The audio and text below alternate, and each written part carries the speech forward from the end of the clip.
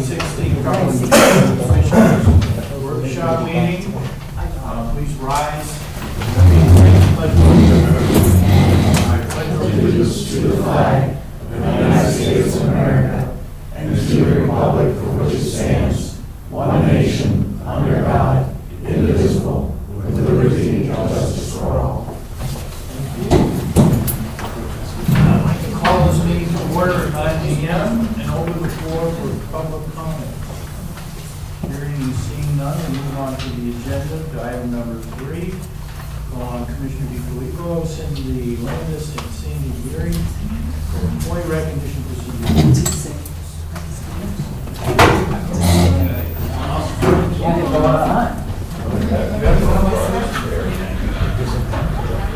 You have to stand.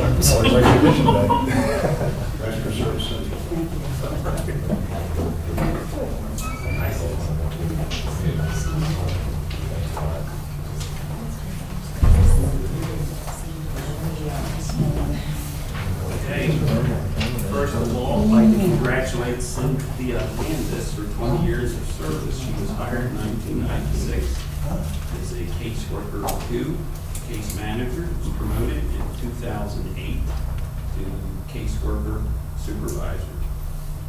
New classification is now human services manager. Cynthia, you have a lot of stories to tell over your 20 years, and this is not an easy position. We thank you for your service. Any comments? Well, I will just add a few things about Cindy is that she is the waiver supervisor. And when she started, we didn't even have the waiver program, so that's how long she's been around. And many versions of the medical assistance waiver later, and it's constantly changing. I would just say that Cindy is a survivor.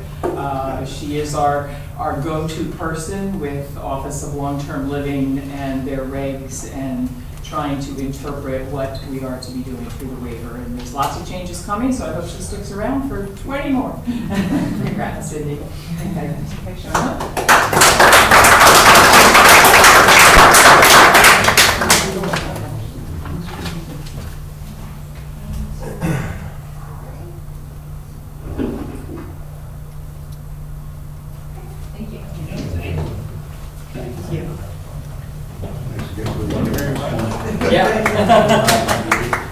On to item number 4, we have an employee recognition for Glenn North. Call on Commissioner DiFilippo, Greg Miller, and Darby Griswold. Greg, Darby, going on?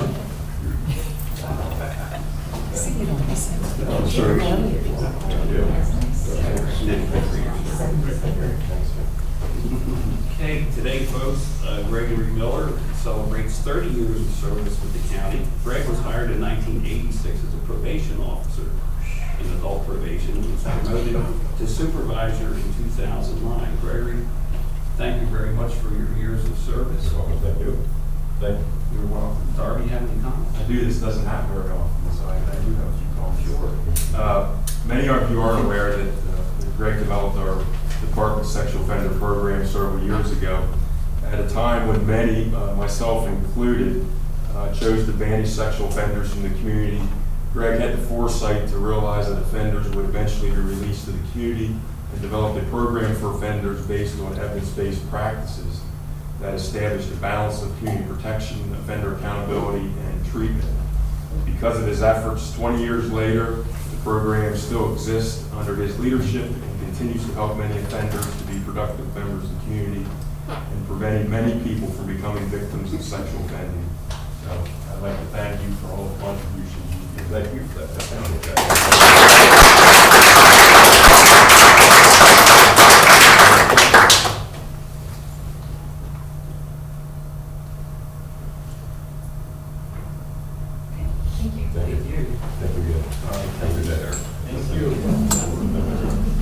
Move on to item number 5. Commissioner DiFilippo, Nancy Newmore, and Sandy Geary for press release and proclamation regarding National Long-Term Care Residents' Right. Come on, Dan. I said long-term It's a tough audience. Yes, ladies and gentlemen, the Cumberland County Commissioners proclaim Long-Term Care Residents' Rights Month. Board of Commissioners proclaimed October's Long-Term Care Residents' Right Month in Cumberland County at our meeting today. This is an annual nationwide event designated by the National Consumer Voice and is celebrated in October to honor residents living in all long-term facilities, including nursing homes, subacute units, assisted living, and personal care homes. It is a time for celebration and recognition, offering an opportunity for every facility to focus on and celebrate awareness of dignity, respect, and the value of each individual resident. The theme for 2016 is My Vote Matters, highlighting residents' right to vote and engage in the political process. Residents who receive long-term care services and support retain their voting rights no matter where they live or what type of care they receive. A proclamation.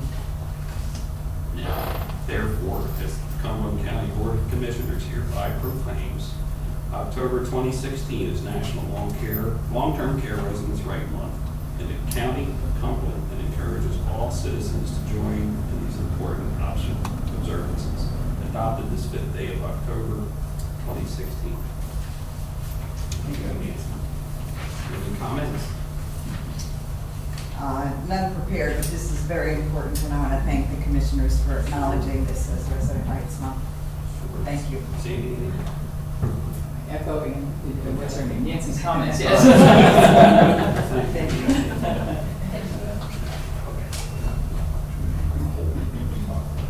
Oh, let's Yeah. take a look. Turn it around. There Oh, you okay. There it All is. right.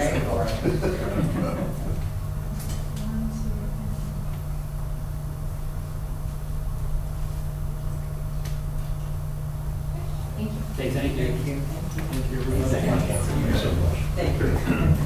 We'll move on to item number 6 and call on Dana Best to discuss the approval of cost allocation plan for fiscal year ending December 31, 2015. Every year, we have a cost allocation plan that enables us to direct bill or to bill our human service agencies and other funding sources for indirect costs. One of the requirements of that is for the board to approve the cost allocation plan. So it's been reviewed and ready for approval. Are there any questions for Dana?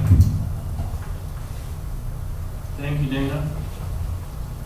We'll move on to item number 7, call on Bob DeGrossa, discuss the approval of a motion to execute declaration of October 2016 voluntary separation benefit contribution for CNRC participants. Bob? Commissioners, this is the last declaration for the participants' contribution for the VSP at the nursing home.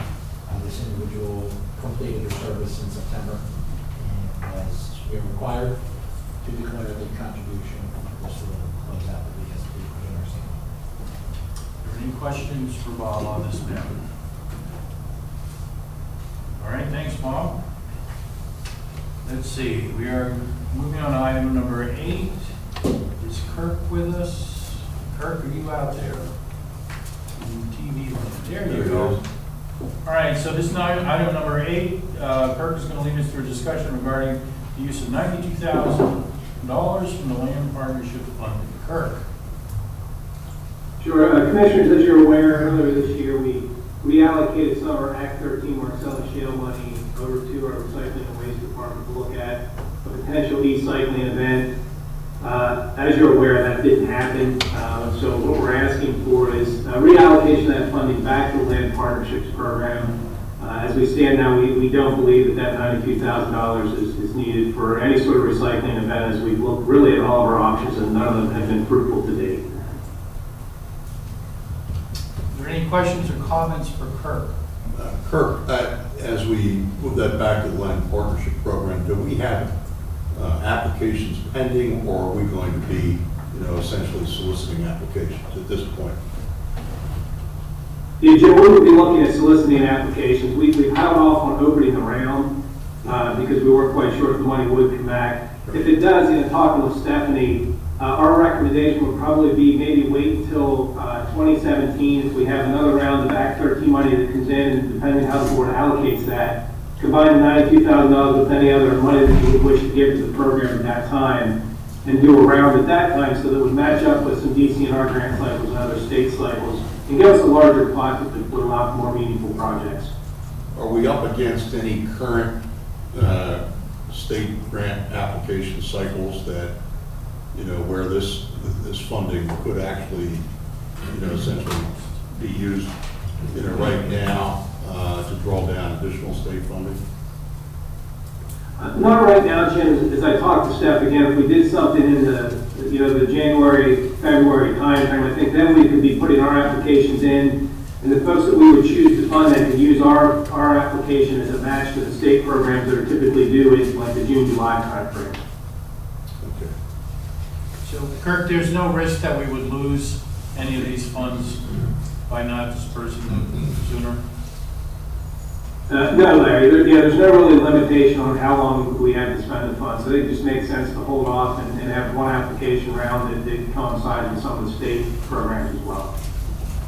Kirk, there's no risk those dollars will be cannibalized for any other programs other than land partnerships. Is it encumbered for land partnerships? Yes, Gary, if it's the board's wish to do this, I would say that there'd be a line item in our budget working with finance that would stay there until we have the application round and disperse the funds. Kirk, I didn't read it closely, but I think I read something about a growing greener 3 might be introduced soon at the state level. Do you have any information on that, any time frame? Yeah, at this point, Vince, we have seen some emails going around of discussion of Growing Greener 3. We haven't seen any action, any votes, or any legislation so far that would bring that closer to reality. Okay. Thank you. Any further questions for Kirk? All right, thanks, Kirk. Stay up at the plate here. Number 9, reported bid openings regarding the Craighead Bridge results. Sure, Commissioners. My grandma used to always say good things that come to people who wait. So we've been waiting for Craighead Bridge for 8 years. So we should have a great project. We did bid the project. You'll notice this was different than some of the traditional format that we bid projects. This was bid through PennDOT's ECMS system, which is an electronic contract management system. It works great, allows for electronic signatures, electronic reviews. The way we've been working this is through ECMS. I'm authorized as the administrator to do a lot of that work in ECMS, but what we've done is set up the agreement so that what I approve in ECMS only comes, with the discretion of the Board of Commissioners and with Keith's review. So we received 6 bids on the project. The low bid was Kinsley Construction at $2.9 million. So we're looking at approval of Kinsley as the low bidder, and also the contract documents which I've shared with Keith, who's reviewed, also approval of the contract to approve both of those in ECMS. Okay, so you need us to vote, I guess, on Monday to authorize the awarding of the bid? Is that? That's correct, and then also the contract documents as well that I know Keith has reviewed. Okay. Kirk, just out of curiosity, what was the highest bid? What's the range? Sure, the range was from 2.9 up to 3.9. So there were 2 low bidders. The 2 lowest bids were only separated by $6,000. So we're confident that we got a good bid, and we're hoping we can move forward with a good project. Okay. Tell your grandma thanks. Okay. One thing though, Larry, she's dead. She still talks to you all the time, whether you know it or not. All right, thanks, Kirk. Move on to item number 10, and call on Commissioner DeFilippo to vote to reaffirm letter of support regarding the NWF Technical Assistance Grant. Thank you. Recently, we were approached by the Capital Region Council of Governments, otherwise known as CAPCOG, They're requesting assistance from the center to establish the foundation for a successful MS4 program housed at Cape Cod and to build the capacity of individual municipal programs to more effectively and efficiently address stormwater runoff. The Board of Commissioners signed a letter on September 29th and asking for a motion to reaffirm that support letter of September 29th. We can take action on this item today, if the board so chooses. I'll make a motion to approve. Is there a second? Second. All in favor of the motion, say aye. Aye. Motion carries. Thank you. Commissioner DeFilippo, you're up again. We'll vote to reaffirm the letter of support for House Bill 2370 regarding the realty transfer tax. Yes,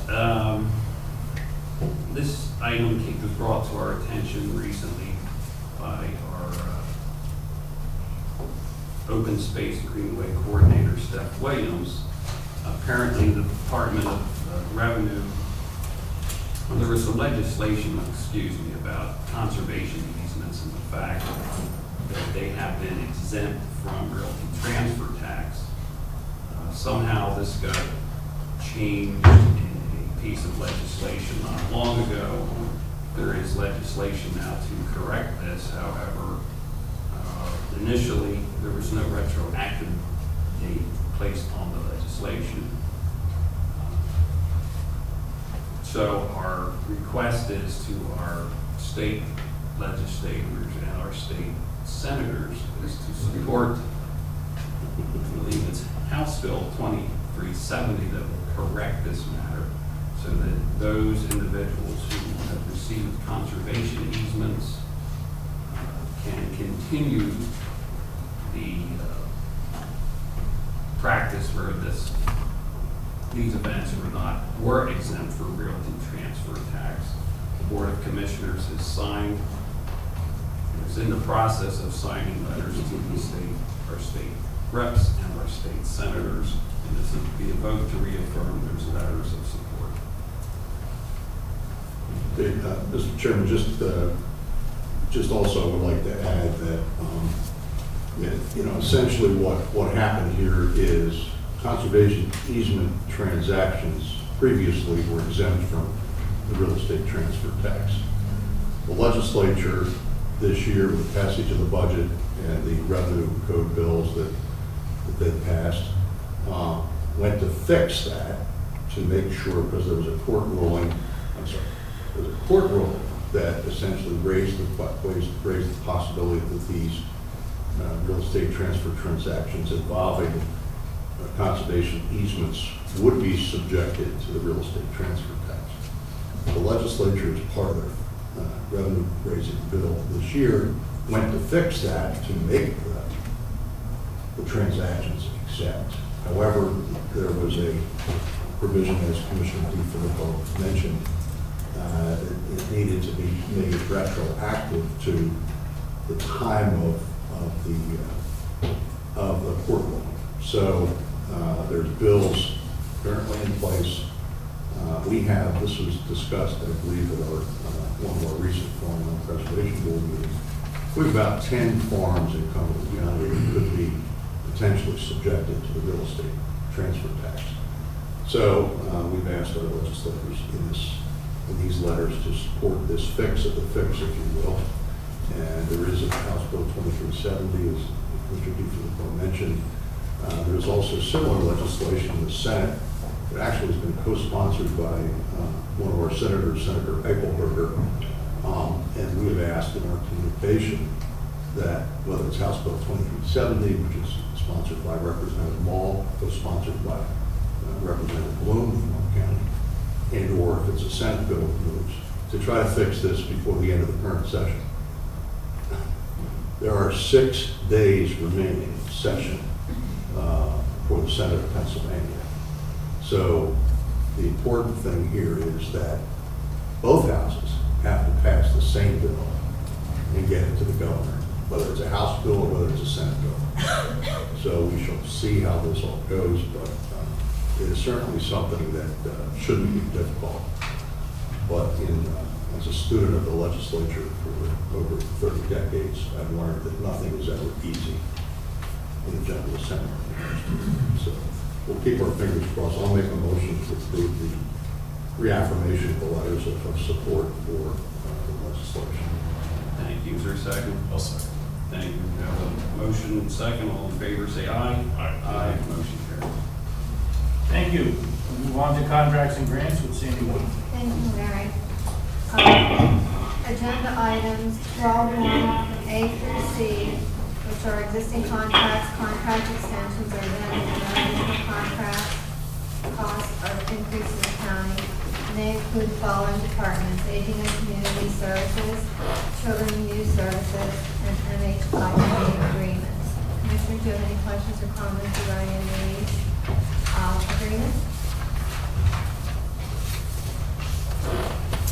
Okay, since there are none, we'll move on to agenda item number 12.2, which is A through I. These consist of new contracts, vendor services, grants, and contracts with increases and decreases to the county. We'll begin with Christine, who is joining us via video teleconferencing to discuss the 6 agreements for aging and community services. Christine? Good morning. I'm asking for approval on the six contracts for the 6 AAAs for the ADRC, which stands for the Aging and Disabilities Resource Center.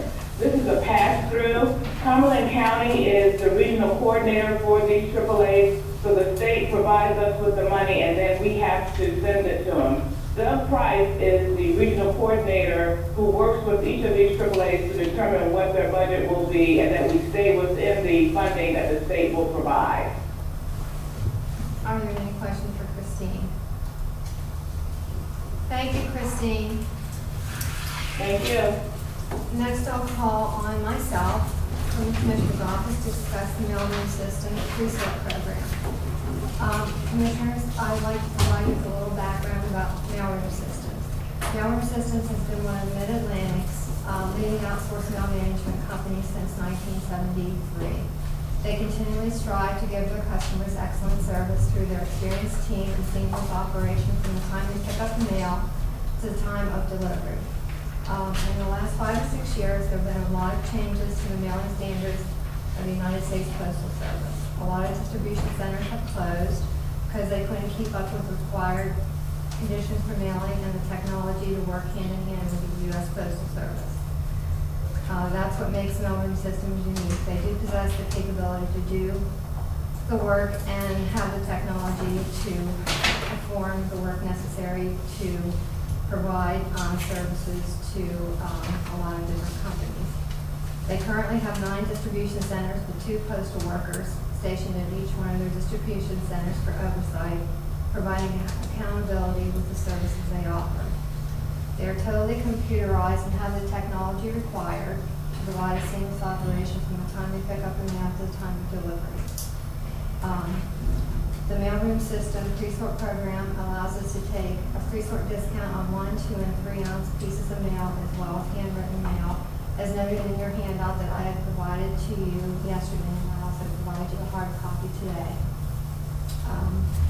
Mailroom systems does not require a minimum for customer pickup. I have requested that our scheduled pickup be from 3:45 to 4:15 p.m. daily.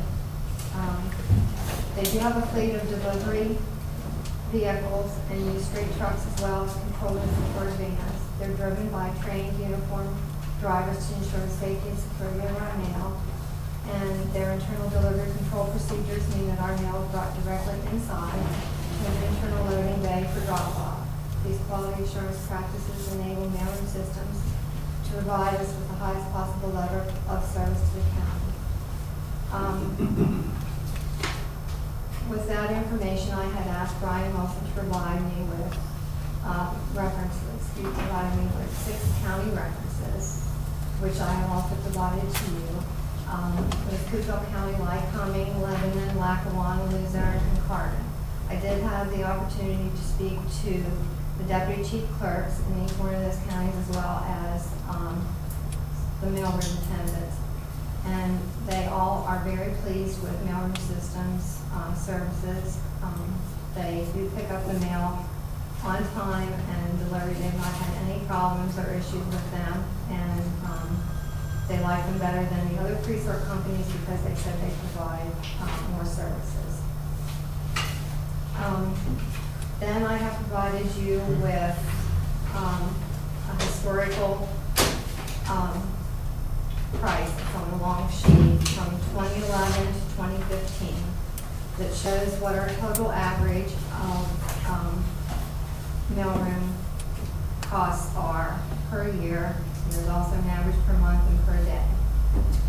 I showed this data to Brian, and he said that we could save approximately 10% annually on our yearly costs. And for 2015, we had $159,046.10. So that 10% savings would be around $15,900. For 2016, from January to September, we are already at $129,812.95. So I think we will probably either be close to 2015 or at least surpass that.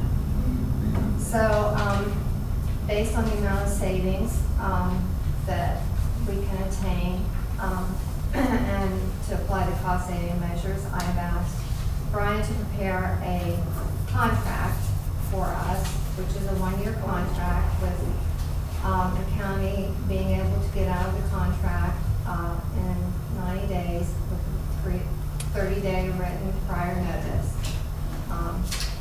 Brian made those changes, provided me with the contract. It's a signed contract. I provided it to Keith for his review, and he signed off on it and said that it was good to go. So, in essence, I am asking for your approval on Monday to approve the contract for mailroom systems for the pre-sort program. Do you have any questions regarding this information?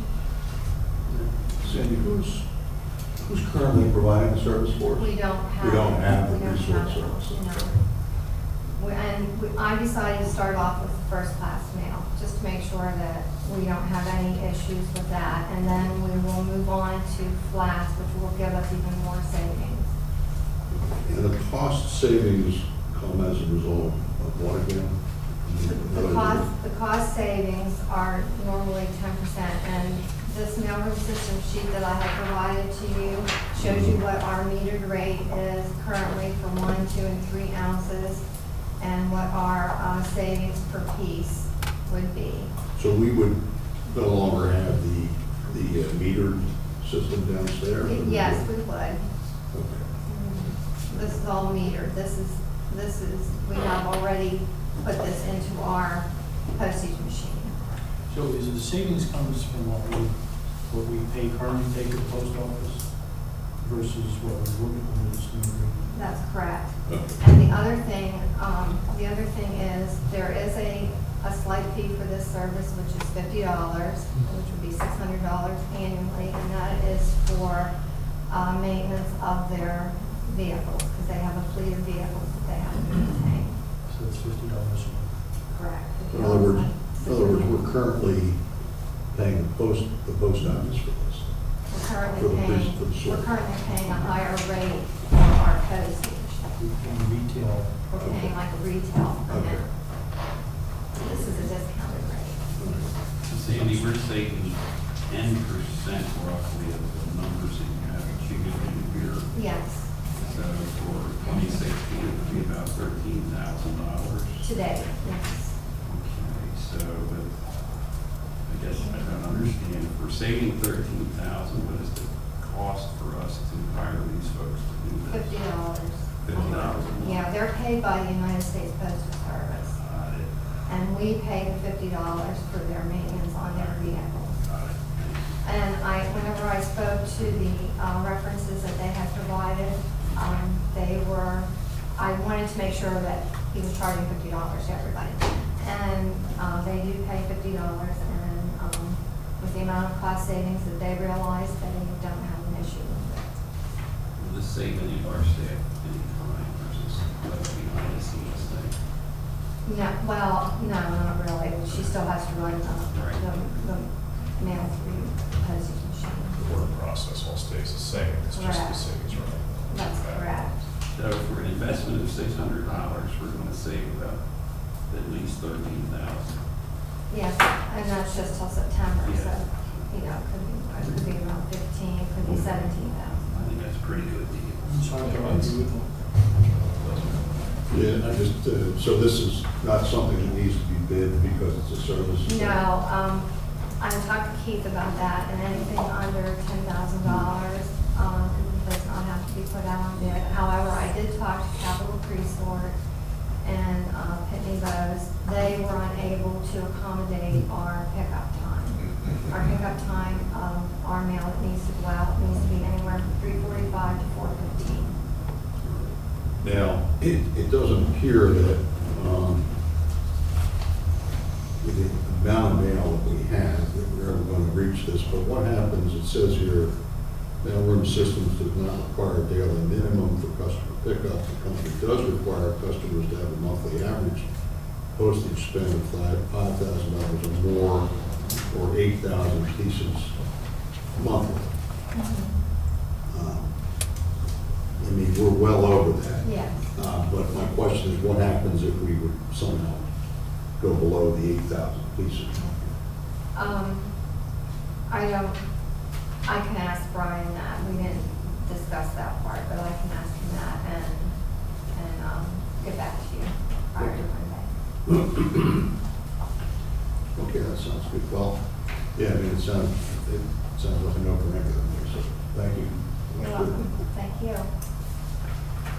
Okay, we'll move on to agenda item C, criminal justice planning and IT programs grant from Jack Carroll. He will be discussing the sub-grant award from PCCD to Cumberland County Intermediate Planning Program.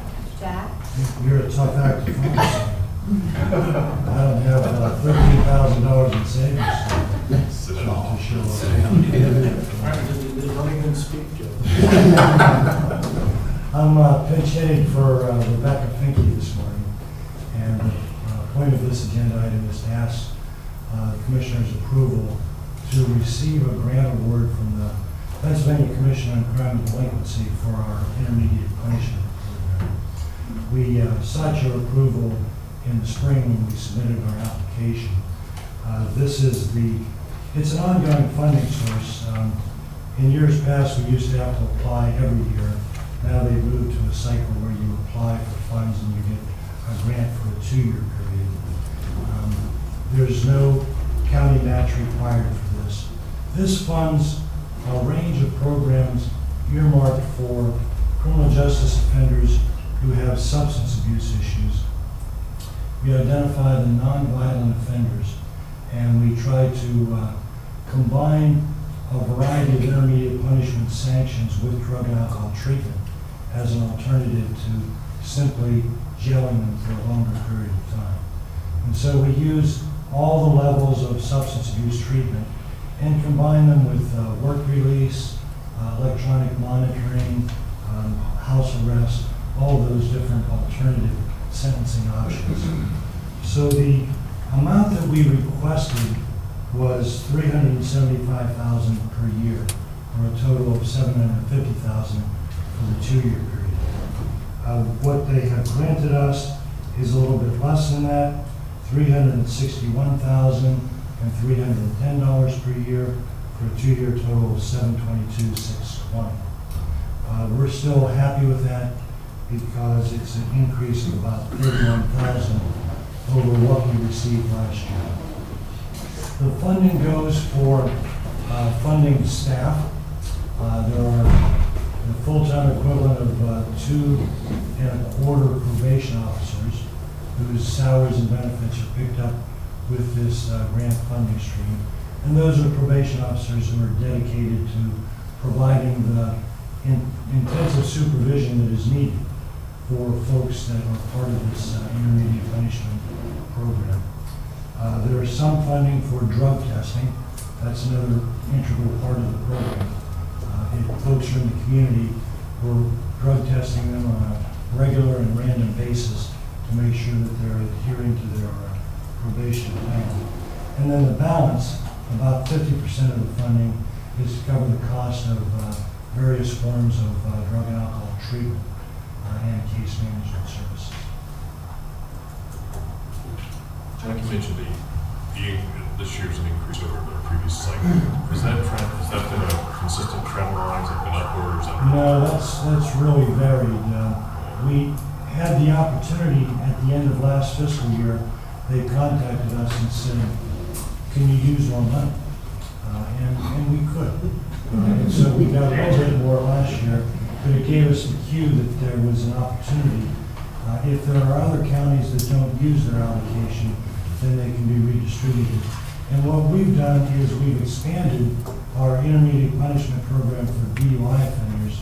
It used to focus only on those who had significant sentences, like 60 days or longer.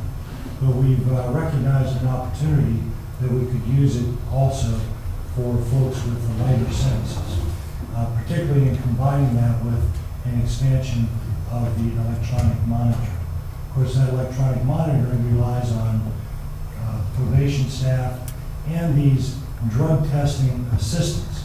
There are 2 part-time drug testing assistant positions that are partially funded with these funds, and allows us to then use the combination of treatment and electronic monitoring instead of jail time for these non-violent offenders. And those folks are Rebecca's staff, Paul, and I forget the other person. Forget. Sorry, but it's for those. But it's the folks that Paul supervises, his assistants, who do drug testing, some electronic monitoring, and some record checking for a variety of functions. So, and just to reaffirm, so that all this is part of the ongoing effort to keep the jail population down. Yes. As well as provide new opportunities. So, based on your comments, I will assume the most recent comments, I'll assume that we always use our entire allocation. We're not one of those counties that's turning back. Yeah, there are some years where we might be challenged if the treatment funding that we budgeted is not needed. And if you recall, I think I've mentioned that we had a pleasant surprise with the implementation of medical assistance expansion. A lot of folks that used to rely on our funding are now being eligible for medical assistance.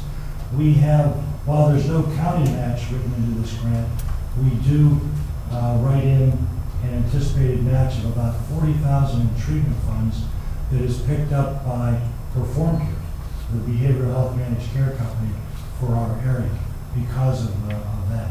So I think there have been some years, but we're pretty nimble, pretty light on our feet in terms of doing mid-year projections and figuring out if we're going to run light, if there's another way that we would be able to utilize the funds. So we've been successful in expanding the availability of the service. Does the budget impasse have any impact on last year? Have any impact on?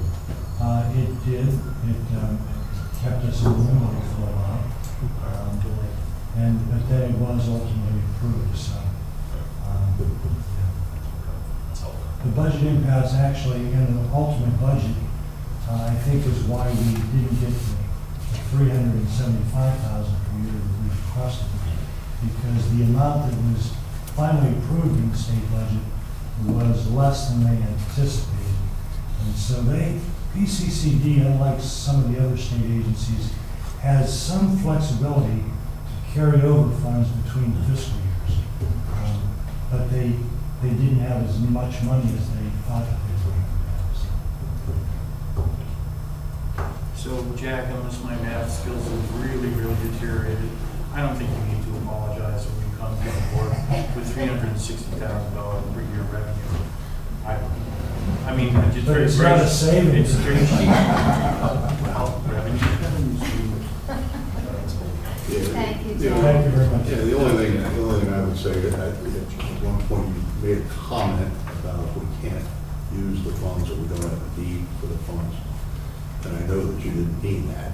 No, it's not. Because, Right. the need for drug rehabilitation and treatment in this county is growing all the time. Oh, it's gigantic. And So we're continually stressing Yeah, that. and based on the variables of our state funding system, we're going to get funding this year at the same level we got last year, whatever.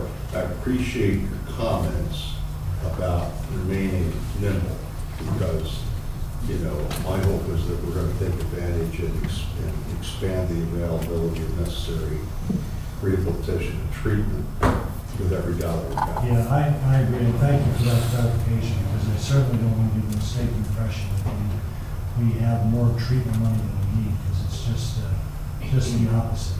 Our problem these days is treatment capacity.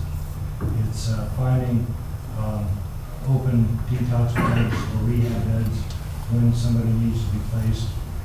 It's finding enough physicians who are willing to prescribe methadone, Suboxone, or Vivitrol, different forms of medication-assisted treatment.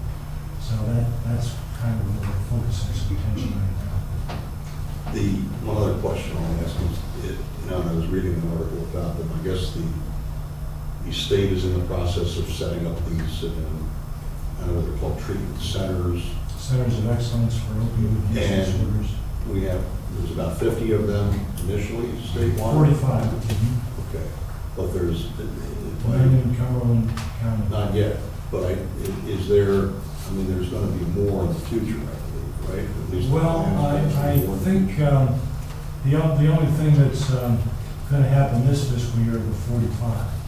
And my understanding is that there's lots of performance measures built in, understandably, and that will determine whether those 45 continue and whether that strategy is expanded. Now, I'm not sure that the 45 that are funded are restricted to where they can receive their clients from. So there are 2 that have been funded for Dauphin County, 2 that have been funded for York County. They're each charged with the task of expanding services, particularly opiate treatment services, to an additional 300 patients. If some of those patients happen to be from somebody from Cumberland County who works in York or Dauphin, they may be able to access services. Yeah, it's going to be like electronics recycling. Don't bring your TV to us unless you The crisis we have is those, folks who are being saved by our police, sometimes more than once, and then not getting the immediate treatment that they need. And if I was reading correctly, these 45 centers or whatever, whether they're going to have treatment programs right there, or whether or not they're going to be more referral. They are focused on case management and referral. Yeah. They're not really funding an expansion of those things that I talked about, the treatment beds and physician capacity. Although there's the expectation that the physician capacity will be expanded through medical assistance. The other thing about those centers for excellence is that they are really targeted to MA recipients. And of course, we know that the opiate epidemic doesn't discriminate. It's not limited to just people who are eligible for medical assistance. So there is a limitation with that. We're in a long battle here, I think. Yes, we are. Thank you very much. Next we'll move on to agenda item D, and I'll call on Kelly Hogarth to discuss the grant award from PennDOT. Kelly? Good morning. I'm here to ask your approval to accept the amount of $49,820 from the Department of Transportation for our DUI grant. Are there any questions for Kelly? Thanks, Kelly. Next, I'd like to call on Eric, who's joining us to discuss the submission of grant application to PCCD regarding Coverdale Forensic Science Grant. Eric? Good morning, Commissioner. I realize I'm like Jack. I've never used the term nimble in my life or light-footed. So anyway, that being said, the grant that would be before you if I had it done would be for $62,500 to PCCD to support Cumberland grant. It's an amazingly short cycle on this grant. It was only 19 days. And we're having it due next week. I mean, Commissioner, you're in the middle. I just don't have it finished yet. I'm going to wrap it up by Thursday and have it over finance the key. But it's a grant to support getting a consultant for fiscal year 2000 or calendar year 2017, so we can start the road to accreditation for the laboratory. It's a really important aspect of running a lab. Our forensic discipline is done, so I think it's time to start the process. They're providing money to support accreditation, so we let the hire a consultant. It's a partnership with the Pennsylvania Chiefs of Police Association, and it would be, like I said, a project for calendar year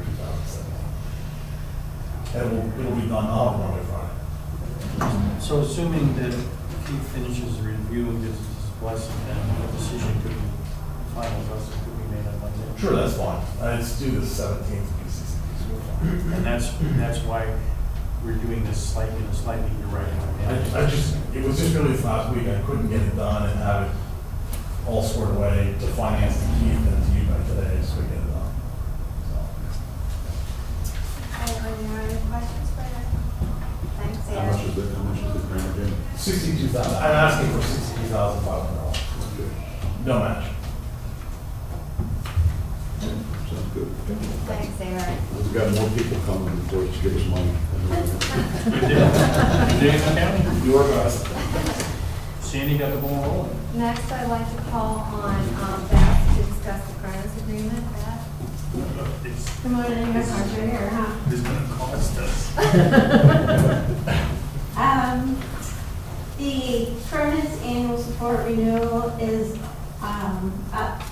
The cost is $28,799 for the year, and it's a 3.5% increase from last year.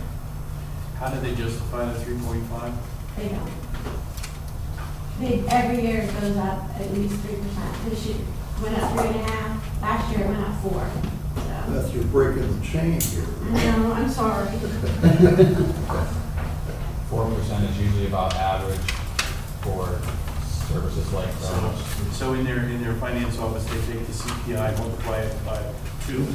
And I was that's the thinking increase. dartboard, but okay. Anybody have any questions? We're in the wrong business. Thank you, Beth. Thank you. Next, I'd like to call on Sylvia, who's discussing 3 agreements for fiscal year 2016-17 for intellectual and developmental disabilities, 2 agreements for fiscal year 2016-17 mental health, and 4 agreements for fiscal year 2015-16 for mental health. Sylvia. Good morning. As you recall, the agreements for intellectual and developmental disability rates are set by the state. So we don't set those rates here, the state sets those rates. And I mention that because that's the key to the rates. Okay. The first contract with Geneva Worldwide is a new contract. They provide interpreter services. By regulation, we must have interpreters for any language that we serve. And consequently, people can request face-to-face or phone, but if an individual requests face-to-face, we must provide that. We have 2 current interpreter services. However, we're not able always to get the languages that we need from that service. And this is a group that would provide increased access when called upon. We would only pay for this service if used. The second is Easy to Do Services, and this is a contract increase over last year. They started with our program in the middle of the year and consequently had a half-year contract. But now they will have a full-year contract because they came in at the beginning of the year this year. Devereaux Foundation is a residential provider down toward Philadelphia, provides residential options and services for individuals who may be challenging to place more locally. And again, that's a state set rate. They've increased their rate, so consequently the increase in contract. The mental health contract with Diacon Child, Family, and Community Ministries is actually a decrease from last fiscal year. And that is Diacon provides outpatient therapy services, psychiatric services, and MA expansion, of course, has really impacted on the dollar amount for those very specific kinds of services that MA expansion funds. Any questions on those? Now I have 4 contracts for mental health that are addendums to contract year 15-16. Again, we had many providers who provided services in excess of contracted amount, and this is to pay for services that they provided to our residents over and above contract. Those were all authorized and approved services. Oh, yeah. Oh, yeah. First being Holy Spirit Hospital. One of the interesting things about MA expansion so far is that it has impacted on outpatient and partial hospitalization services. Some of the higher end services, like the extended acute care unit and the assertive community treatment team, which is another provider, but did not see nearly the impact as just your kind of more lower intensive levels of service. So the first is an increase for Holy Spirit, and about half of that increase is related to extended acute care costs. Individuals do pay an inpatient liability based upon their fiscal resources, but then county MH base needs to pick up that service. Extended acute care is paid for by performed care or medical assistance. Medicare will pay for the days that are left. Private insurance does not cover extended acute care. So if we did not pay that out of the base funds, individuals, instead of with private insurance, after they would pay their dollar amount out, would be sent to the state hospital instead of kept in a local community area. Keystone Service Systems that provides residential services. And this again was increased contract due to over-contract for services. New Visions Inc., same thing, residential services. And also the Redevelopment Authority for increased housing support services. Does anyone have any questions for Sylvia? So Sylvie, is this now the official name or brand of Holy Spirit Hospital Geising? That's what we have to say? Is this like Yes. the artist formerly known as Prince? Yes. Okay. That is the formal. And I bet it costs $750,000 for somebody to come. Thank you, Sylvia. Next, I'm calling Janet, who's joining us to discuss the agreement between the prison and naval fence. Janet? Morning, Commissioners. The annual agreement for Eagle Fence is for preventive maintenance and quarterly inspections of prison sliding gates. It's a slight increase over last year of $45. Are there any questions for Janet? What's the total? What's the total? $2,070. Okay. Thanks, Jim. Thank you, Janet. Next, Claudia will be joining us via video teleconferencing to discuss the submission of the Emergency Management Performance Grant application and the Priority Dispatch Agreement. Claudia?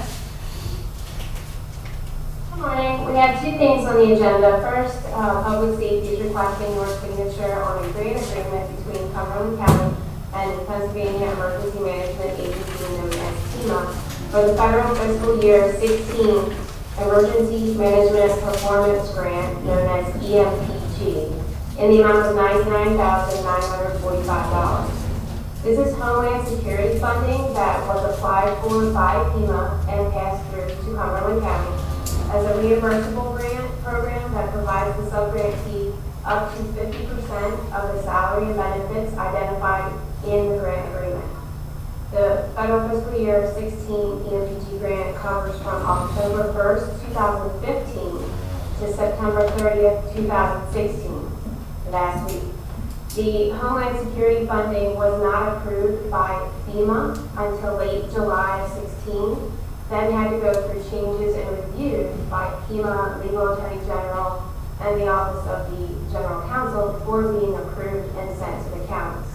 We received our notice on September 26th, and we are to sign and return the agreement no later than October 14th back to FEMA. The good news is it is an increase of $8,600 from last year's grant agreement, and over a 4-year average, we've received $92,000, so it's an increase over the average as well. Any questions for Claudia? The second thing, oh, sorry. I was just I was just gonna ask a question, so this is used towards salary? Staff, Salary salary? benefits for the two personnel identified in the grant, yes. But the county has to match that 99,000, correct? Right, it matches up to 50%, yep.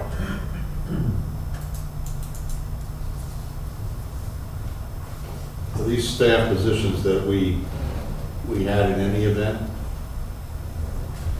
Yes, it covers the coordinator and our operations manager. Any other questions for Claudia? Okay, Claudia, next one. All right, can we get to the second one?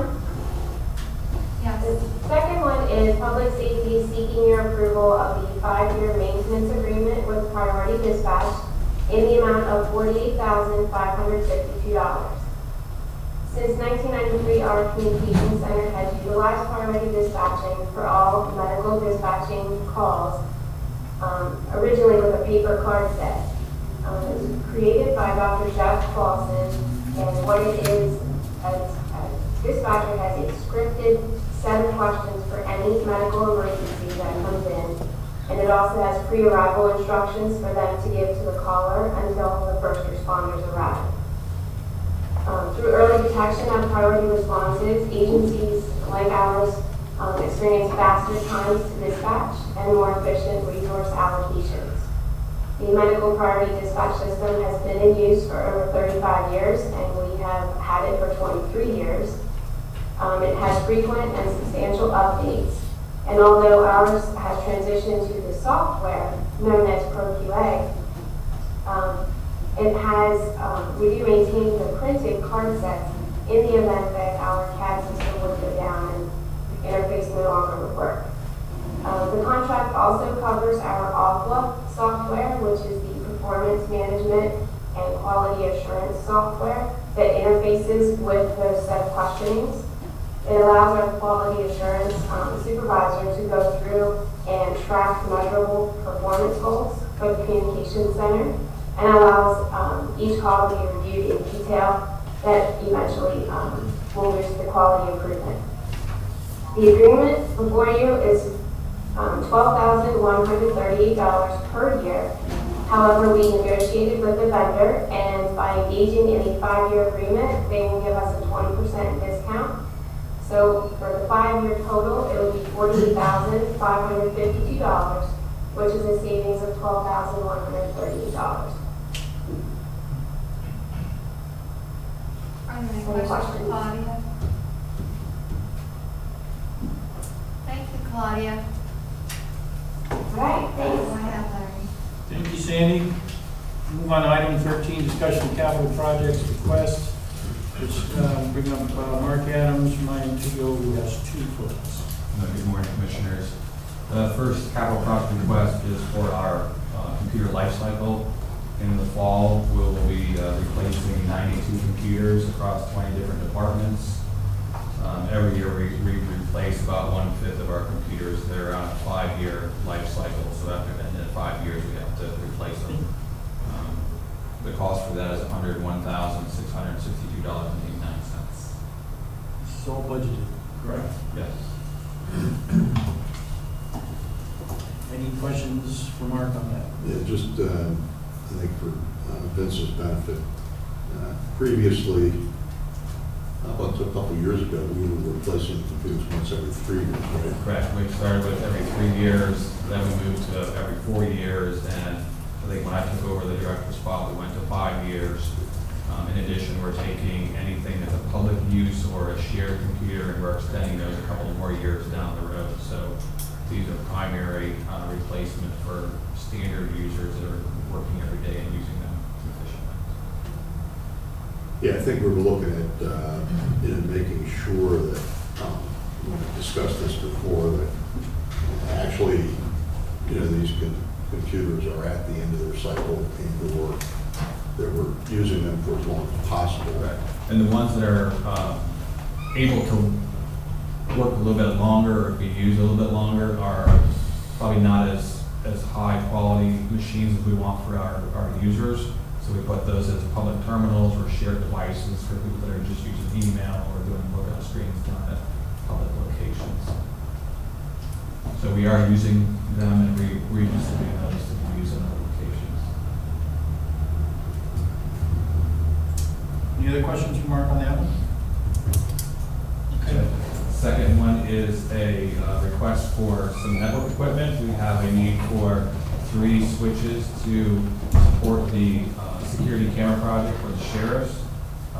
We are running out of ports at 3 locations, 2 locations in the old prison and 1 in the rebuilding to support that project.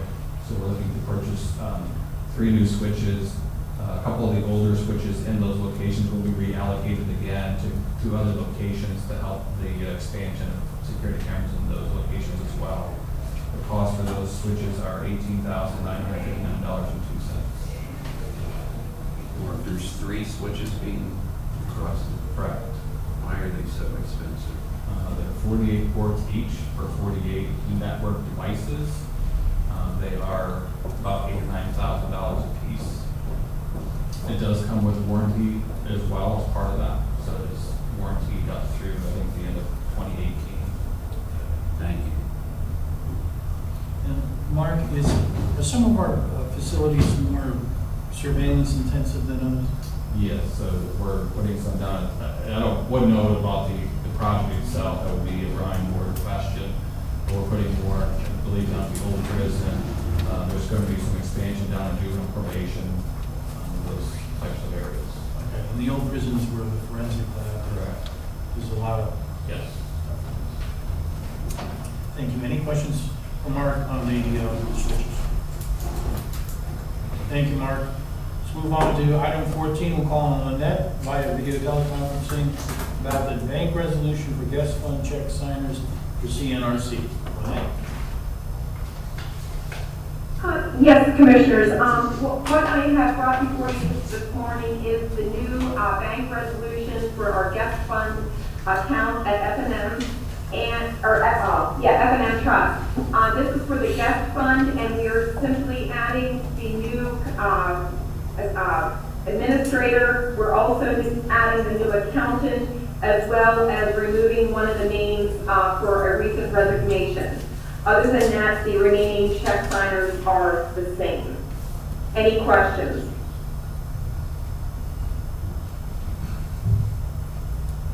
Okay, thank you, Lynette. Next up, item 15, Bob DeGrossa, discussion of the Concord Group proposal regarding timesheet automation. Commissioners, I was approached by your office to work with the Concord Group to come up with a proposal on your behalf for a timesheet automation study. Some background into this project before I get into the details of the proposal. I believe it was this summer, the Concord Group came in and gave a presentation to a core group. I'm not sure if the board was part of that. As to the services they provide and the types of projects they worked on in the past. One of the projects that the group identified as something that perhaps we would want to get a proposal on was the timesheet automation process, which we had talked about previously from time to time.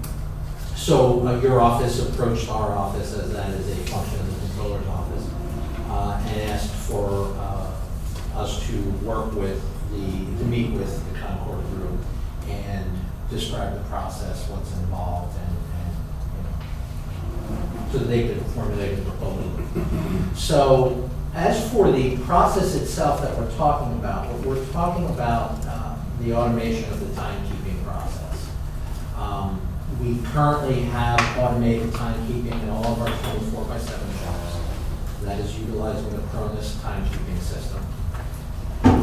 It has always been, since I've been here, it has always been a overall county goal to try to automate timekeeping for a variety of reasons. One of the big issues is the fact that not only you have a paper process, but because you have a paper process, data in the system is always 2 weeks old. You can never have accurate data in your central system until the timesheets are received and formulated.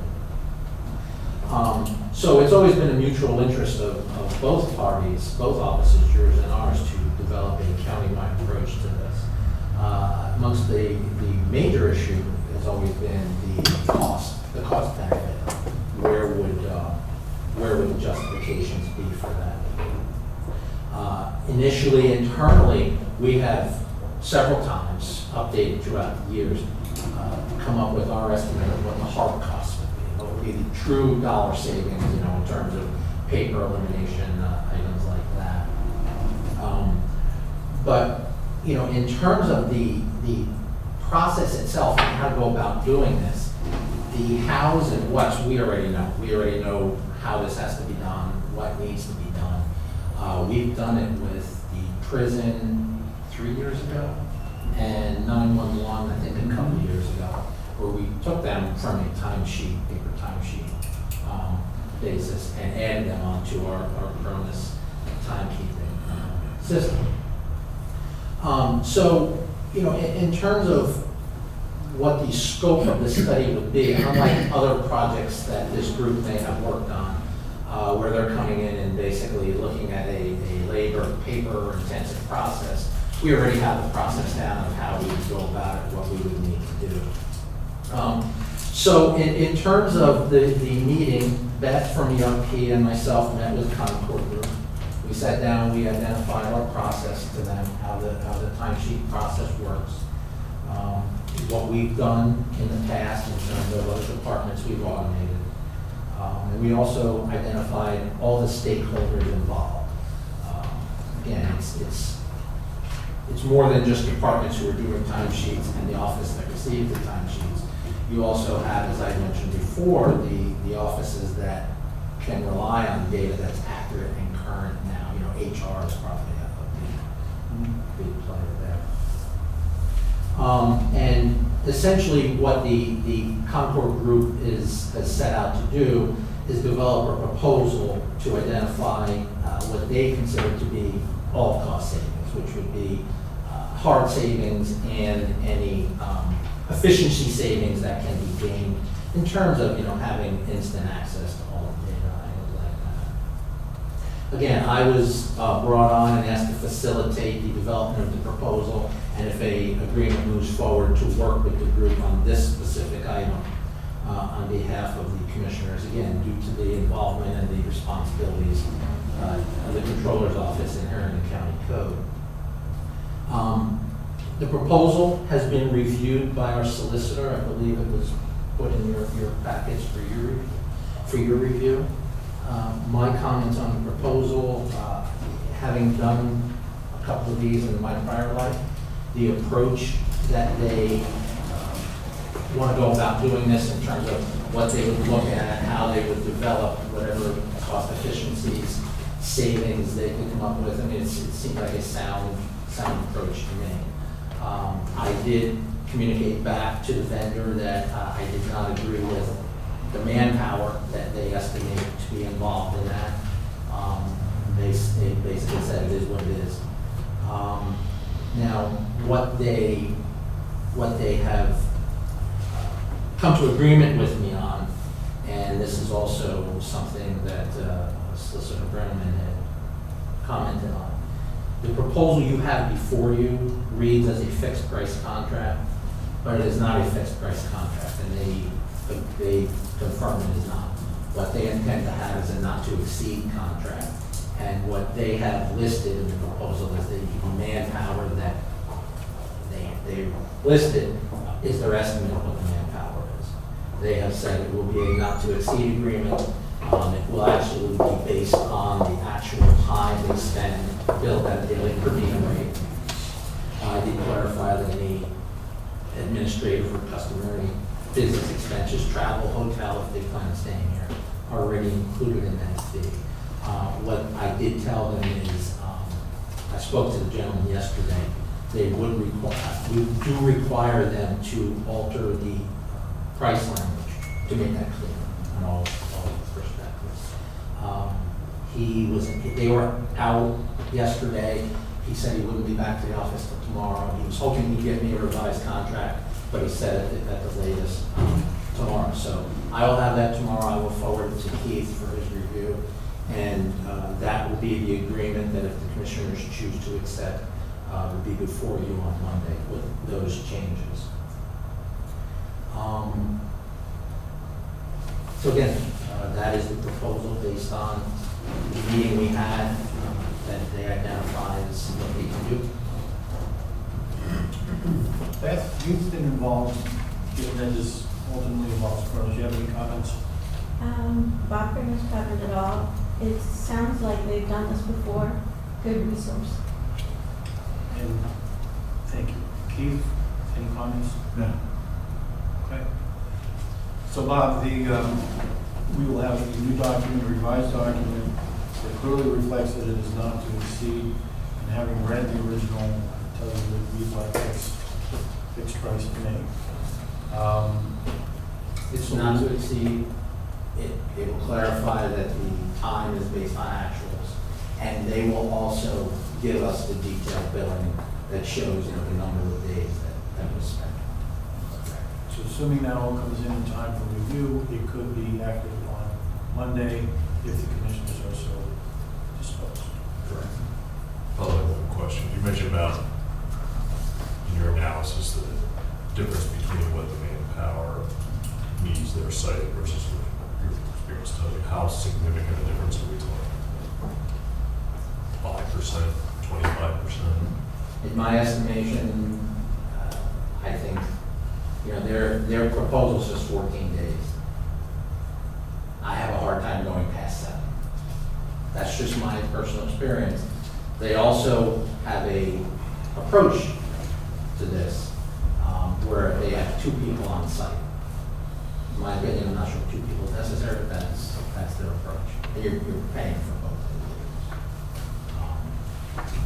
I realize we're not required to bid this, but given those comments, I can't help but wonder what another price quote for a summer service would be. That is always an option. We're going to have an opportunity to review the final proposal. And discuss it at length or as much length as you wish. And just so I'm clear, this is to study and develop a proposal for timesheet automation? Or is this actually then the implementation? No. This is a proposal to identify, to basically do a return on investment on implementing a time automation process to go countywide. And I think the adding on to Cronus is the option, since we already have that in place, that they would analyze. But there will be, additional cost for implementing whatever it is. We don't do that. We don't envision using anyone to assist us to do that. We would do that. We do it in-house, the implementation. Which we did with prison. But the cost of the implementation, even if it's done in-house, is quite significant. Hence, there's at least a logic of doing the cost of paying some sum to have the cost benefit analysis done to make sure it's worth it. Did you take a similar approach when it was done in the other departments that you mentioned? No. The reason was there were other issues that were driving that at the time. I think particularly with 911, there's a lot of scheduling issues, and having the Cronus system already in place at the nursing home, it was a logical fit there. And the same instance for the. So it was already done in those cases. A lot of those 24/7 shots with Cronus were driven by scheduling. And both in the prison and the 911, there are huge financial, they're hemorrhaging overtime. Kronos has helped bring that under control. CNRC, similar reasons, but also now reporting for CMS on our peanut butter and jelly staffing requirements in order to get the appropriate rating. PBG. Payroll-based journal. Thank you. Yeah, it's necessary for that. So, so the question is, for the other non-24/7 Everybody likes the idea of automated timesheets. Everybody's a little embarrassed that we still have to fill out the paper ones. The question is, what's the price tag? What's the benefit? So we'll learn more about what the not to succeed is and being able to review the final proposal. Okay. We should not do this. So not to succeed. I just want to be clear. I meant to apologize. Jim, that follows like. I need a second cup of coffee. Jim, that follows on your earlier statement that you have 30 decades of studying government. I should stop talking. Well over 300 years. It's Wednesday, you're not Thursday. Yeah. Any other questions on this? Not to No exceed. No questions, but just a comment, sorry to keep saying this, Jim, the newest commissioner. I've seen some things, and to think that we still have paper timesheets countywide, that needs to change. So, whether it's through this process or what, and I'm sure there's other processes that we can review as well. So, thank you, Bob, for that report. It's very helpful. All right, let's move on to item 16, Commissioner Liaison Reports. We'll start with Commissioner DeFilippo. Yes. This morning I attended the Joseph E. Simpson Public Library 20th Annual Municipal School and Elected Officials Breakfast. A number of people were there, board of trustees, some citizens and so forth. Obviously couldn't stay for the entire thing, but they asked me to just tell my colleagues appreciate our support for them. Earlier this month, I attended the Cumberland County Children and Youth Services Citizen Advisory Committee. Most of the meeting we were talking about how the new state law changes for child abuse have really created a lot of extra work for these case managers. How many of them have just left the field because of this. Good news, our case managers, we've gone from a vacancy count of 11 down to 4. So we're getting those vacancies filled. There was comments on the new on-call procedures, the weekend on-call procedures. They have been a big plus in that department. In fact, one of them said it was a sigh of relief for their staff. Upcoming, also during the meeting, Nicole McElwee discussed, the upcoming budget.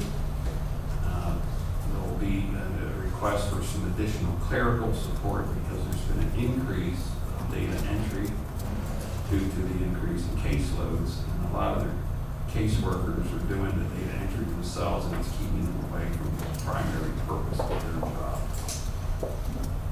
There's also going to be a review of the vision mission statement and bylaws because they have not been reviewed in nearly 10 years.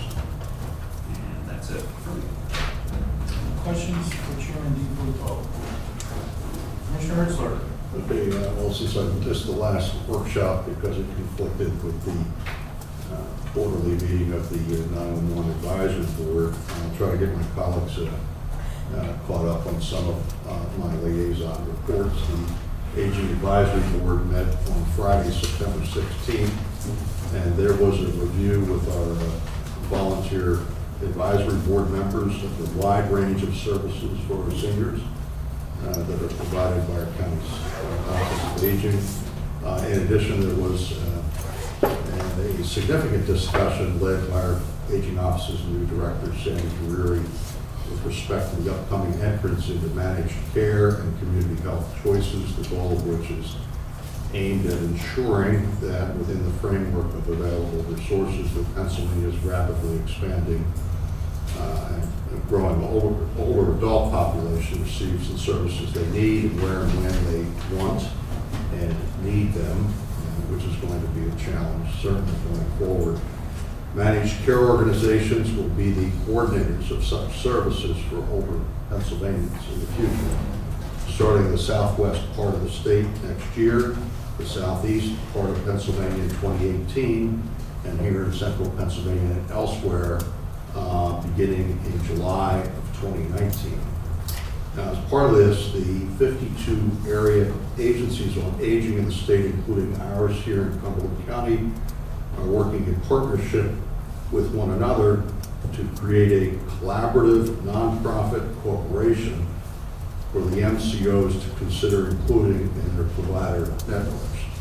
The argument for what is dubbed Comprehensive Care Connections, or C3, is that our AAAs afford the MCOs immediate access to a large portion of the individuals currently receiving long-term services and supports, and a vetted network of community-based service providers that can help the MCOs quickly pass the Community Health Choices Readiness Review process. Without getting too far down into the weeds, I think it would be helpful for the board to receive direct periodic updates from both Sandy and Bob Ritter, our new administrator at the nursing home, on all of this.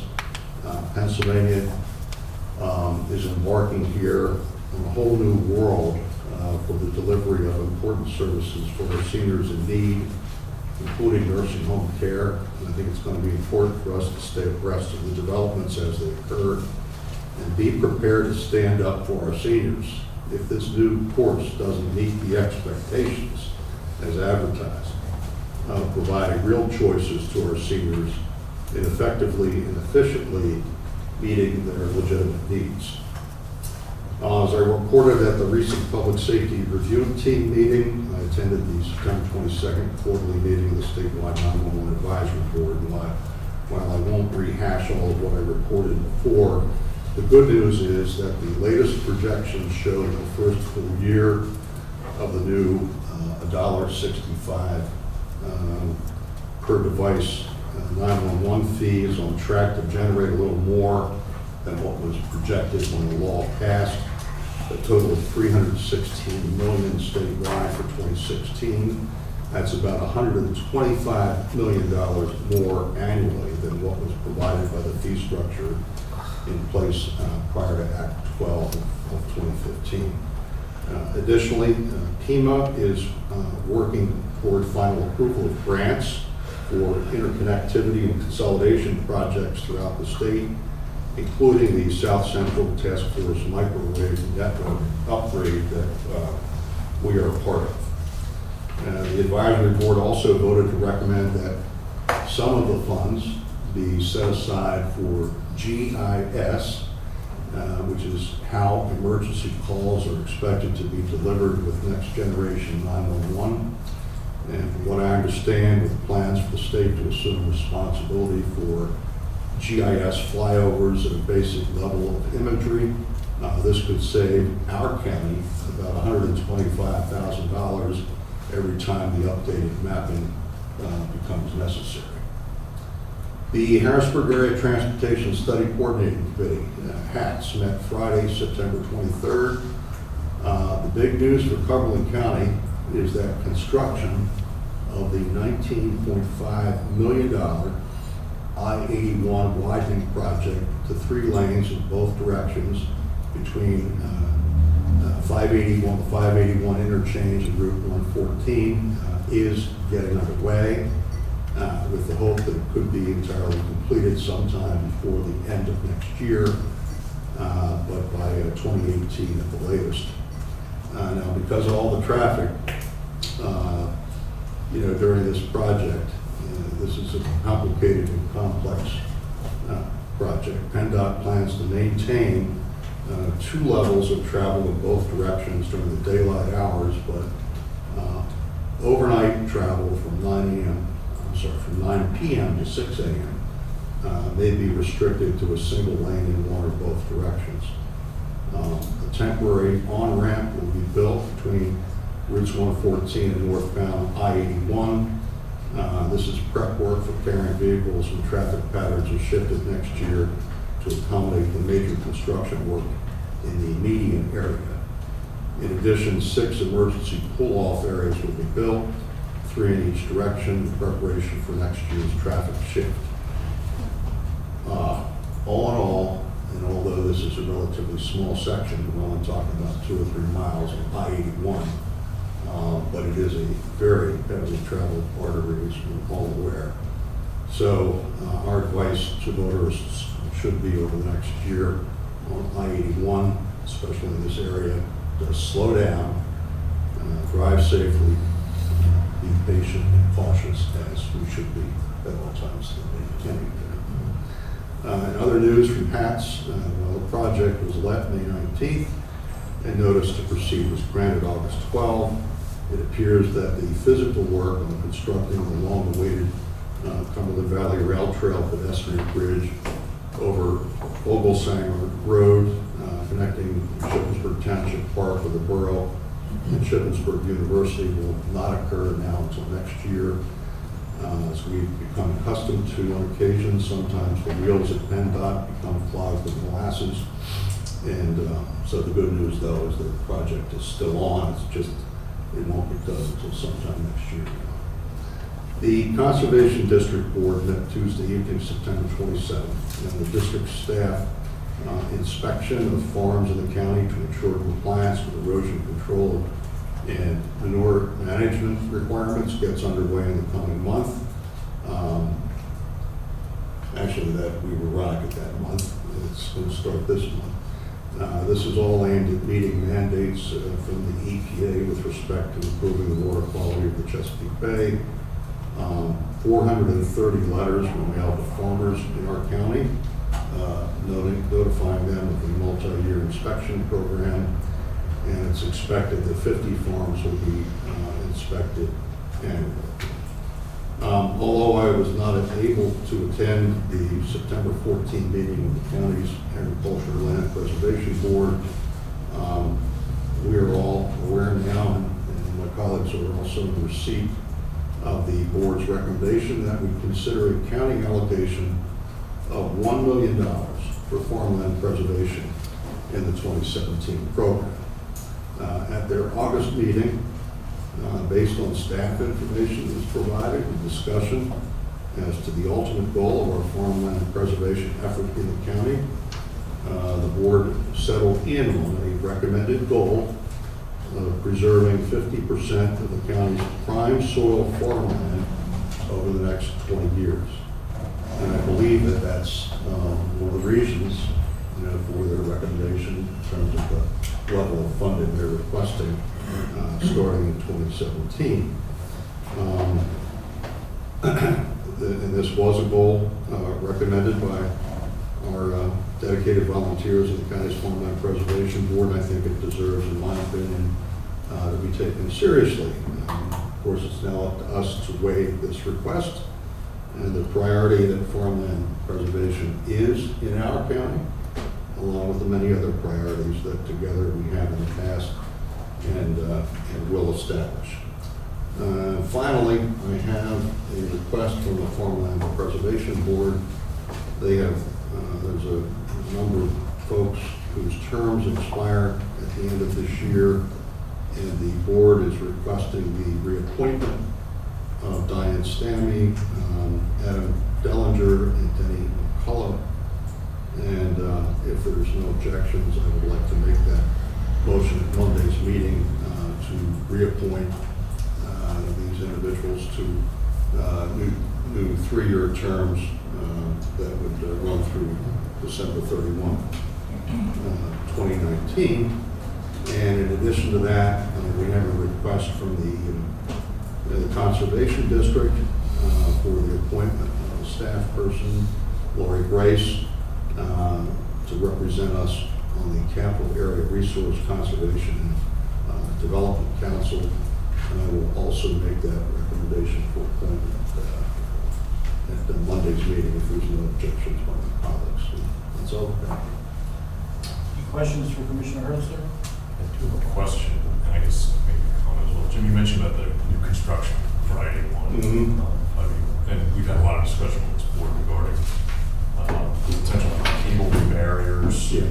And I think the response we've got from some folks at the state is that they're doing that with new construction. So if you stated this, I apologize for missing it, but are we looking at cable potential for this part? Yeah.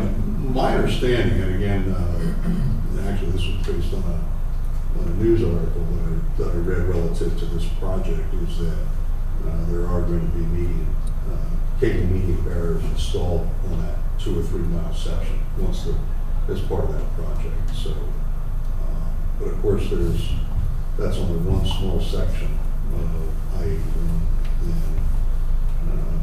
and there's a need for additional action, I believe, to deal with the danger of crossover crashes, the incidents of crossover crashes that we've experienced here.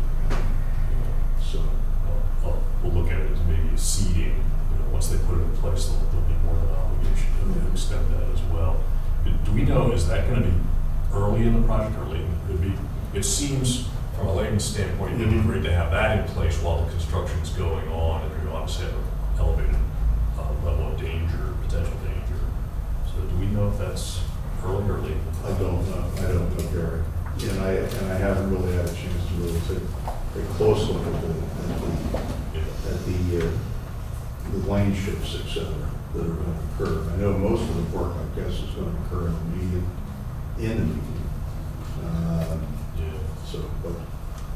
But I can check into that for you. All right. I just have one other item I wanted to mention.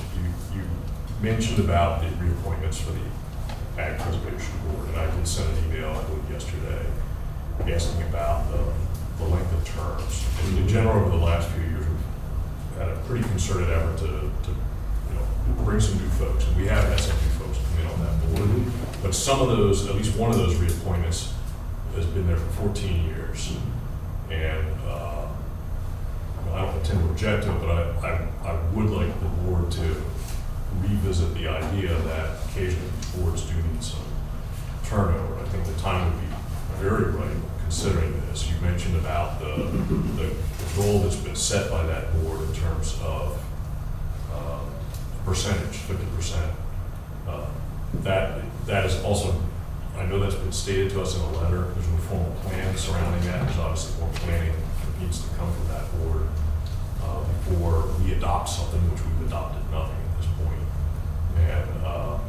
And as you mentioned, rightfully, we have to balance that request against a whole range of other demands and needs and requests as well over the next few years. We've got we get some blockers on the horizon. So it seems to me that this board should be encouraging a really rigorous process in terms of planning for those goals and how much acreage is feasible for us and how they intend to approach that, other than just asking us to fill that gap. And I think a nice way to start that would be to ensure that we're getting some folks in on that board who are capable of really participating in a rigorous process to help us arrive at a workable plan. So I don't tend to object to that, but I would like to see a little more attention to the idea. And we've got plenty of folks, I'm sure, who would welcome the opportunity to serve on that board as well. I'd like to see us pay a little more attention to maybe bringing back the energy level up there as a precursor to engaging in this planning and goal setting process. Yeah. Just in reaction to that, Gary, I would like to suggest, first of all, I think that with all of the various details that go into our farmland preservation program, I think it's important that we do have a very experienced and dedicated board who take their job very seriously. On the other hand, with respect to the question of bringing new faces on board every once in a while, I don't disagree with that. And I know, for example, the Aging Advisory Board, there's term limits. Maybe that's something that we should consider as a policy with respect to all of our boards. And I don't object to the consideration of that. Generally, I do know that it isn't all that easy to find good people to serve in these volunteer positions. Somebody asked. We can do that. I think we got to do it as a countywide policy with respect to all of our different boards. check it out and talk about that for quite a while. Yeah. actually, so, But I'm okay with entertaining that as well. Just to look at the Ag Preservation Board, I think right now, 3 of those folks are relatively new. Adam, Denny, or not Yeah. Denny, Adam, Gary, and Richard Latham, the contractor. The other folks are long-term folks. But they've all, Jim, from what I remember reading on that board, they're a pretty lively group. Well, they are, and I mean, again, we do have significant criteria that's developed. It's not every farm gets approved, and there's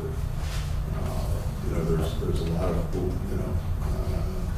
there's a lot of issues that go into this, and that's why with respect to their recommendations here, we also received a copy of the information that was provided by staff with respect to the fact that 43% of county landscape by acres is prime soils, and that 74% of land by acres in the farmland preservation program is prime soils. And we know we have a ways to go in terms of trying to, essentially preserve as much of this as is reasonably possible. So, we're going to have a discussion about it. I mean, the goal is not 100% of all the prime soils over the next 20 years. The goal that they're suggesting is 50%. I still haven't seen any explanation. But it is, of course, it's balanced against everything else that we do.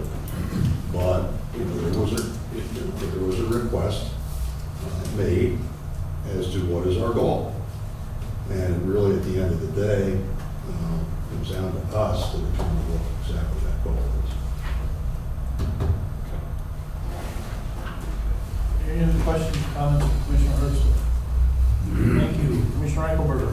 Okay, just briefly, I think most of the things I've been dealing with have already come before the majority of the board. I would mention that planning did have their municipal outreach for the eastern region yesterday, and Commissioner Herzl was able to attend. I was able to attend, which hit something else, and which he already discussed. And we had, again, very good participation and very good attendance, and planning did an excellent job covering a range of topics, and I think the commissioners had, Jim had some things to contribute on that. I did issue a reminder to them about the upcoming municipal advisory board meeting at the end of the month.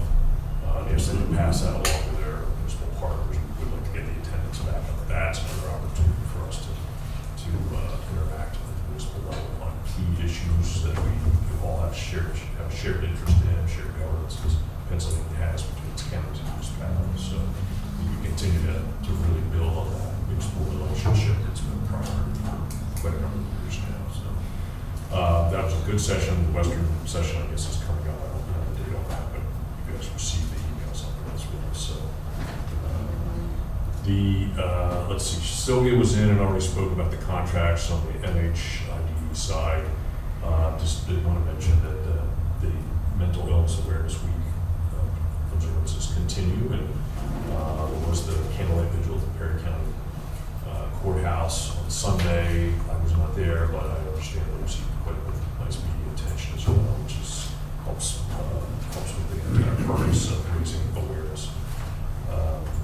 And there was an event last night as well. I think we got a briefing on Silver for the gentleman from the veteran military chaplain who works with veterans on post-traumatic stress issues, and speaking on the topic of moral injury. I haven't heard anything yet on how that went. Hopefully that was a nice thing as well. So these things play a very important role in what we're trying to accomplish on the mental health side. The one issue I really wanted to spend just a little bit of time on is, again, our favorite issue on recycling. There was no board meeting for the authority this month, so I don't have a lot of new things to bring to you, but there are a couple of items that Justin and I and Kirk Stoner had spoken about. Our folks out there are at Allen Road are working on some detailed information on recycling markets and future projections on pricing for recycled materials and markets for those materials. And they're going to be bringing some detailed information to us probably the next few weeks. And again, that will allow us to have more information in terms of future planning we want to do on addressing this issue. We've got a range of options that have been discussed in a very preliminary, cursory manner, and more information would be helpful. But they're compiling what they can at this point. Again, a lot of uncertainty in the markets, so it's certainly not perfect, but it will give us a little bit more of the lay of the land as we consider various options. The other item I wanted to mention was the I don't think you guys received copies. I got a copy of the article from Justin, our recycling coordinator, just before the meeting. I was glancing at it here a little bit. And it's, I'll be sure to share it with you. It's actually something somewhat encouraging. It was an article about legislative change in the state of California, in which Governor Brown just signed legislation that will allow for an expansion of the use of the recycled lead. There's the real bugaboo in terms of televisions in particular, which is a major issue here. And in summary, I'm just summarizing this because I only had a chance to glance through it, but apparently they're going to now open the use of those materials for manufacturers in other items, floor tile and some other things. So that will hopefully provide an outlet to add some certainty, to add a floor to the marketplace in which that will in turn create the ability for these materials to now be recycled at a greater rate, because now there's a place for these materials to go. Now, this is only in the state of California, and I did send a note just a little bit ago to Justin asking, will that have a marketplace effect, in that even just taking some of those materials out of the waste stream, will that provide some relief in the markets in general? We expect to see the result from that here. But probably more importantly is it provides a path. It's an example. California is a bellwether state, which basically means they do a lot of the things that end up being adopted nationwide. They do it first, and then others follow that lead. So it will certainly give us an example to point to in our dealings with our state association and our legislative delegation in particular, to try to encourage some type of legislative solution to our problem here. We've talked about the landfill issue. This certainly appears to be a superior alternative to landfilling material if you can actually reuse it safely somewhere. So I appreciate that, and I think at the end of the day, and that's what we're all interested in, it's just that developing those markets and developing, it's going to take time. Yeah. And in the meantime, we have thousands of people in our county and throughout the state who don't have anywhere to get rid of their old TVs. Yeah. This is not going to provide any type of short-term fix. Yeah. I imagine it'll take a while for it to kind of filter through the marketplace as well, because the commodity prices are very low right now, and it won't be until they actually start, the demand for this actually is realized that the commodity prices will eventually rise, and then we start seeing the effect at that point. So, but it is something on the horizon, and as I say, it does give us something to point to with our legislators as either an example of something maybe they want to emulate, maybe they want to use it for guidance, but it has that impact on the legislative side, and will also eventually have a marketplace side. So to me, that's encouraging. I'll be sure to share the article with you. We can provide any questions back to Justin, as I have. That's all I have. Questions or comments for Commissioner Eichelberg? Thank you, Commissioners. I would like to report on the following executive sessions: September 28th, 2016 at 11:30 a.m. regarding litigation issues, and then September 28th, 2016 at 1:30, September 29th, 2016 at 10 a.m. regarding personnel issues. We're also requesting executive session following this meeting on personnel issues. Is there any other business to be brought forth in front of the Board of Commissioners? Hearing none, we are adjourned. Thank you very much.